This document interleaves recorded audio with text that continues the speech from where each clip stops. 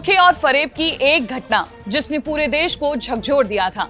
वो घटना जिसने अजमेर जैसे पाक शहर को शर्मसार कर दिया था। साल 1992 की गर्मियों की शुरुआत में अजमेर में जो हुआ वो पहले ना हुआ था और ना दोबारा सुना गया।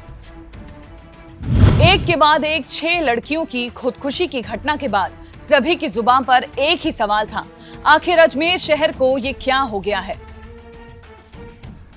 दरअसल इन खुदकुशी के पीछे देश का सबसे बड़ा सेक्स स्कैंडल था।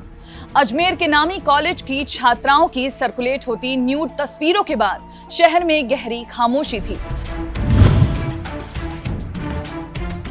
सवाल सभी के पास थे, लेकिन जवाब देने को कोई तैयार न था। इसके पीछे कुछ प्रभावशाली लोगों का नाम आने के बाद पुलिस भी हाथ पर हाथ धरे बैठी रही, लेकिन जल्द ही पूरे राज से पर्दा उठ गया। दरअसल आरोपियों ने सबसे पहले कॉलेज की एक लड़की को अपने जाल में फंसाया और उसे शहर से बाहर एक पोल्ट्री फार्म में ले गए, जहां इन लोगों ने उसके साथ रेप किया और उसकी न्यूड तस्वीरें ली। आरोपियों ने लड़की को धमकी दी कि किसी को कुछ बताया तो इन तस्वीरों के पोस्टर बनवाकर पूरे शहर में चिपका देंगे। इतना ही नहीं, इन लोगों ने उस पर अपनी दूसरी सहेलियों को भी वहां लाने के लिए दबाव बनाया।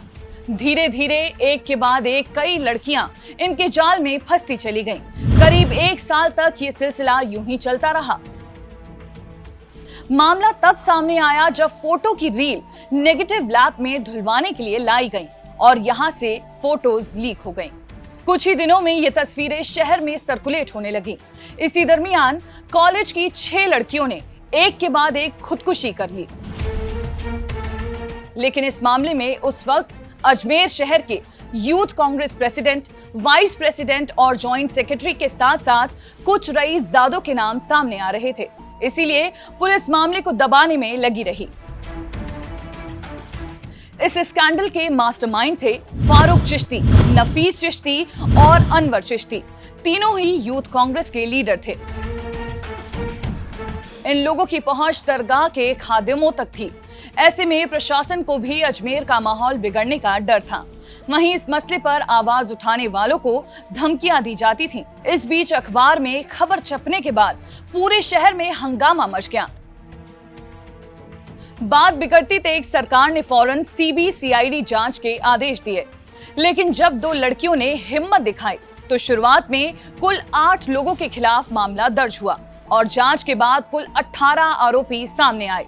सेशन कोर्ट ने साल 1998 में 8 आरोपियों को उम्र कैद की सजा सुनाई, लेकिन इसके 3 साल बाद 2001 में राजस्थान हाई कोर्ट ने इनमें से 4 आरोपियों को बरी कर दिया। साल 2007 में मानसिक रूप से विक्षिप्त घोषित आरोपी फारूक चिश्ती को अजमेर की एक फास्ट ट्रैक कोर्ट अदालत ने दोषी मानकर सजा सुनाई और राजस्थान हाई कोर्ट ने इस निर्णय को बरकरार भी रखा, लेकिन उसके द्वारा तब तक जेल में बिताई गई अवधि को ही सजा मान ली गई। वहीं 18 आरोपियों में से एक ने आत्महत्या कर ली। इसके बाद में अभियुक्तगण ने राजस्थान उच्च न्यायालय में अपील करी, जहां पर इनकी सजा जो थी कुछ लोगों की कम कर दी गई थी, कुछ को बरी कर दिया गया था। उसके बाद में इन्होंने सर्वोच्च न्यायालय में अपील करी, जहां से इनको 10 साल की सजा भुगतने के बाद में छोड़ा गया था। 30 साल बाद भी ये मामला कोर्ट में विचाराधीन है, जो एक बार फिर चर्चा में इसीलिए है क्योंकि आज भी 6 आरोपियों के खिलाफ केस सुनवाई अजमेर की पॉक्सो कोर्ट में चल रही है। सहायक निर्देशक अभियोजन वीरेंद्र सिंह राठौड़ के मुताबिक अगर पुलिस उसी समय कोर्ट में सप्लीमेंट्री चालान पेश कर देती तो आज बचे हुए आरोपी भी सलाखों के पीछे होते। इस घटना के करीब 30 साल बीत जाने के बावजूद तमाम पीड़ित लड़कियां और उनके परिवार इस खौफनाक सच को भूल जाना चाहते हैं। वहीं अजमेर के लोग भी इस पर बात करने से कतराते हैं। कोई नहीं चाहता कि ऐसी कोई घटना दोबारा हो और उनके शहर को दोबारा शर्मिंदा होना पड़े। और भी ऐसी ही खबरों के लिए जुड़े रहिए दैनिक भास्कर ऐप के साथ।